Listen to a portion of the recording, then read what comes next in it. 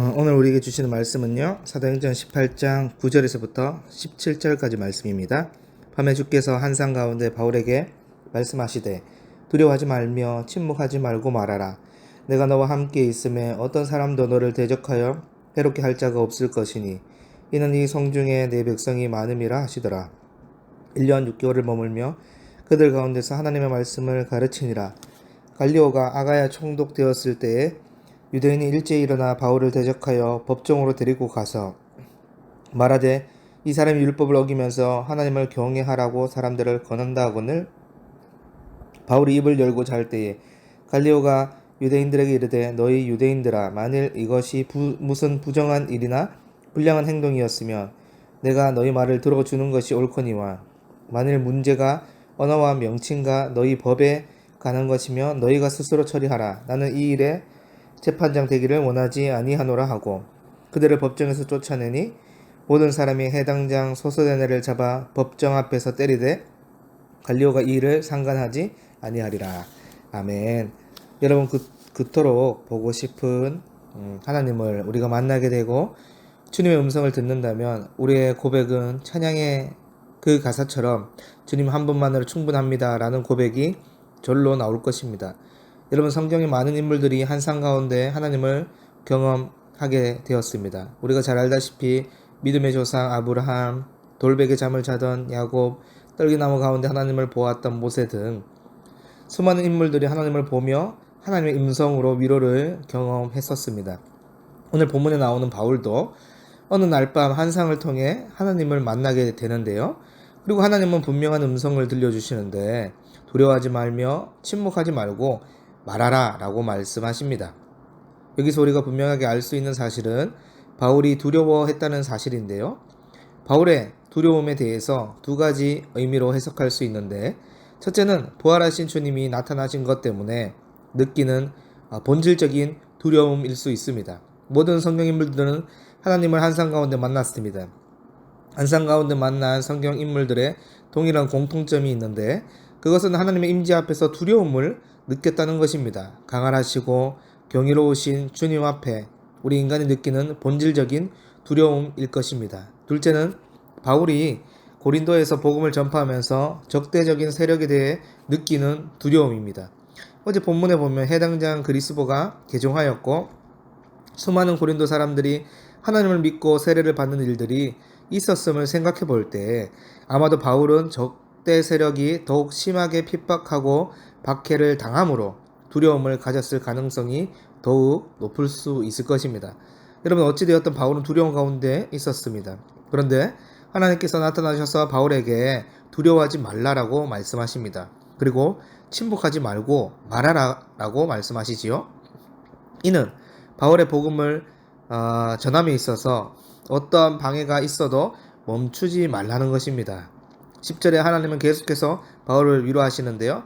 내가 너와 함께 있음에 어떤 사람도 너를 대적하여 해롭게 할 자가 없을 것이니 이는 이 성중에 내 백성이 많음이라 하시더라. 아멘.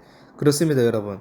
우리는 바울을 명칭할 때 대사도라고 많이 말을 하지요. 그만큼 복음 전파에 있어서 바울은 하나님께 놀랍게 쓰임받은 인물입니다. 그러나 여러분 대사도였던 바울도 두려움을 느꼈습니다.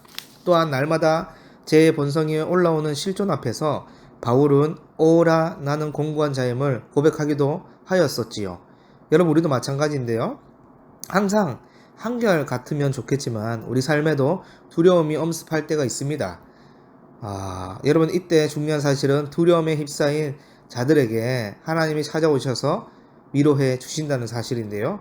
그 어떤 사람도 바울 너를 해치지 못할 것이다. 왜냐하면 만왕의 왕이시고 역사의 주관자 되시는 하나님이 함께 하시기 때문입니다. 여러분 바울이 하나님의 이 말씀으로 인해 살아났습니다. 그러니 여러분 우리의 실존의 두려움과 고통을 견디며 이길 수 있는 것은 하나님의 임재, 하나님의 말씀에 있는 것입니다. 그러니 여러분 바울이 고린도에서 1년 6개월 동안 하나님의 말씀을 전할 수 있었던 것인데요. 여러분 하나님께서 바울과 함께 하셔서 지켜주셨듯이 땅끝까지 복음이 전해지도록 사역자들을 반드시 지켜주십니다. 여러분 오늘 또 우리가 속한 지역을 한번 돌아보십시오. 고린도 도시에만 하나님의 백성이 많을까요? 10절 하반절에 보면 하나님께서 분명히 내 백성이 많다고 표현하지 않습니까? 그렇습니다, 여러분. 하나님의 양이고 하나님의 백성이기 때문에 우리는 복음을 전하는 것입니다. 우리 중에 도저히 나는 말로 전달하는 것은 용기가 나지 않는다 하시는 분들은 간략하게 적힌 복음 물티슈, 전도지를 주기만 하면 어떤 이들은 진지하게 고민하며 그 내용을 읽는 분들이 있을 것입니다. 오늘 또 우리는 이 도시에 하나님의 백성이 많이 있기 때문에 그저 복음을 전하는 것입니다. 그런데 이 일에 하나님이 두려워하지 말고 우리와 함께 하신다고 말씀해 주시니 얼마나 큰 위로가 되며 얼마나 큰 감사가 됩니까? 그러나 복음 전함에 있어서 여전히 대적자들이 있습니다. 12절에 보니까 갈리오가 아가야 총독이 되었을 때 유대인들이 일찍 일어나 바울을 대적하여 법정으로 데리고 가서 고소를 한 것입니다. 그들의 기소 사유는 바울이 율법을 어기면서 하나님을 경외하라고 사람들에게 권한다라는 것인데요.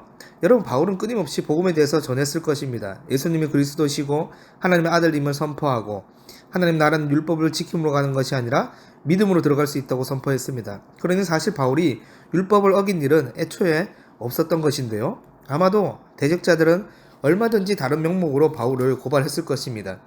여러분, 특히 12절에 보면 갈리오가 총독되었을 때라고 그 시기를 분명히 언급하고 있지요. 이는 이제 막 취임한 총독의 입장에서는 해당 지역의 정치적 안정이 가장 중요할 것입니다.